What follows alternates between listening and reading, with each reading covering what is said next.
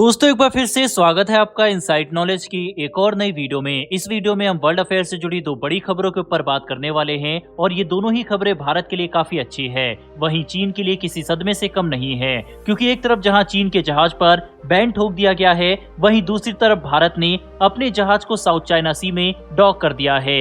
यानी कि जो कार्य चीन भारत के लिए अपने जहाज को भेजकर कर रहा था, वही काम भारत ने कर दिया है। साफ है चीन का पैतरा अब उसी पर भारी पड़ रहा है और भारत चीन के ही नक्शे कदम पर चलते हुए उसकी घेराबंदी कर रहा है। दोनों ही खबरें काफी इंटरेस्टिंग है, इसीलिए वीडियो को अंत तक जरूर देखिएगा। तो चलिए शुरू करते हैं इस वीडियो को। दोस्तों हम ये तो जानते ही हैं कि चीन ऐसा कोई भी मौका मिस नहीं करता जिसके जरिए भारत को घेरा जा सके। लंबे समय से चीन भारत के खिलाफ चाल पर चाल चल रहा है, लेकिन उसकी सभी चालें फेल होती नजर आ रही है। वहीं भारत चीन का बहादुरी से मुकाबला करता है और समय समय पर चीन को सबक भी सिखाता रहता है। चीन कभी तो भारत के पड़ोसी देशों पर दबाव डालकर उनके बंदरगाहों पर अपने शिप को डॉक करके भारत की जासूसी करता है, तो कभी भारत के एक्सक्लूसिव इकोनॉमिक जोन के करीब आकर अपने शिप के जरिए जानकारी इकट्ठा करने की कोशिश करता है।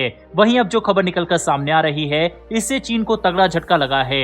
दरअसल लंबे समय से चीन श्रीलंका में अपने जहाजों को मनमानी डॉक करके भारत की जासूसी कर रहा था, जिसका भारत लगातार विरोध भी करता आया है। यह हम सभी ने देखा कि कैसे चीन ने श्रीलंका को आर्थिक मदद देकर हम्बनटोटा बंदरगाह को 99 सालों के लिए लीज पर ले लिया था। अब इसी का वह फायदा उठाते हुए श्रीलंका के पोर्ट में अपने जहाजों के जरिए भारत की जासूसी करता है। आखिरकार भारत की बात मानते हुए श्रीलंका 1 साल के लिए चीनी जहाजों पर बैन लगाने जा रहा है, जो कि चीन को तो बिल्कुल भी हजम नहीं होने वाला। एक रिसर्च में कहा गया है कि चीन 2024 की शुरुआत में अपने चीनी जहाज जियांग यांग 3 को श्रीलंका के बंदरगाह पर डॉक करना चाहता था, जिसे लेकर भारत ने कड़ी आपत्ति जताई थी, जिसकी वजह से श्रीलंका ने ये फैसला लिया है और चीन की ये चाल फेल हो गई है। श्रीलंका में 2024 में राष्ट्रपति चुनाव भी होने हैं, जिसकी वजह से श्रीलंका दोनों देशों के साथ न्यूट्रल रिलेशनशिप मेंटेन कर रहा है। इसको लेकर श्रीलंका के विदेश मंत्री अली साबरी ने कहा है कि श्रीलंका अगले 12 महीनों तक अपने समुद्री रिसर्च क्षमताओं को बढ़ाएगा,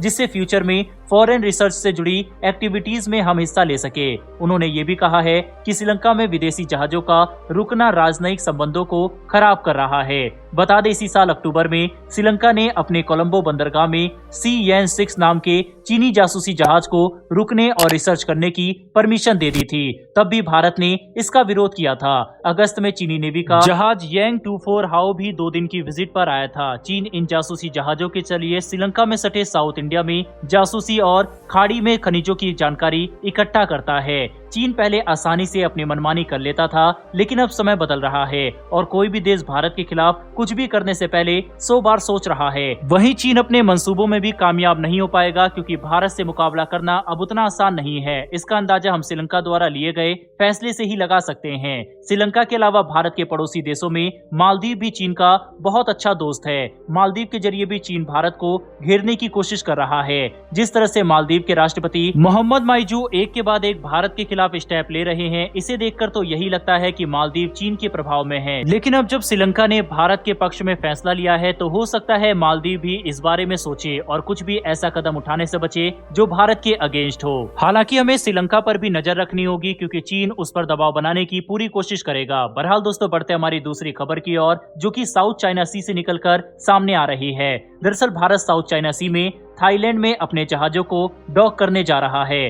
थाईलैंड के बैंकॉक बंदरगाह में इंडिया ने अपने वारशिप INS कदमत को तैनात कर दिया है। जैसा कि हम सब जानते ही हैं कि चीन की वजह से साउथ चाइना सी में अक्सर टेंशन देखने को मिलती है। चीन कभी दूसरे देशों की शिप पर वाटर अटैक करते हुए नजर आता है, तो कभी अपनी मनमानी के मुताबिक कुछ भी करता है। वहीं हाल ही में भी ये खबर सामने आई थी कि चीन ने फिलीपींस के एक जहाज पर वाटर कैनन से अटैक कर दिया था, जिसके बारे में हमने आपको वीडियो बनाकर भी बताया था, जिसको चीन ने मानने से इनकार तो कर दिया था। लेकिन ये सब जानते हैं कि चीन कैसे साउथ चाइना सी में कब्जा करना चाहता है। वहीं चीन की इन्हीं रणनीतियों को देखते हुए और चाइना पर दबाव बनाने के लिए इंडियन वॉरशिप INS कदमत को डॉक किया गया है, जिससे मैरीटाइम सिक्योरिटी बनी रहे। दोस्तों भारत अब ऐसे मुद्दों में सहायता के लिए हमेशा तैयार रहता है, चाहे वो इंडियन आर्मी हो या फिर इंडियन नेवी, किसी भी चुनौती के लिए तैयार है जिससे मैरीटाइम सिक्योरिटी बनी रहे। दोस्तों भारत अब ऐसे मुद्दों में सहायता के लिए हमेशा तैयार रहता है, चाहे वो इंडियन आर्मी हो या इंडियन नेवी, किसी भी चुनौती के लिए हम तैयार है। इसका बेस्ट एग्जाम्पल हाल ही में रेड सी में हुई हाईजैकिंग है, जहाँ पर इंडियन नेवी ने हाईजैक हुए जहाज को सफलतापूर्वक रेस्क्यू किया था। बहरहाल दोस्तों, इस वीडियो में इतना ही, लेकिन आपके हिसाब से श्रीलंका द्वारा उठाए गए कदम के बाद क्या आपको लगता है कि मालदीव के तेवर में भी बदलाव हमें देखने को मिल सकता है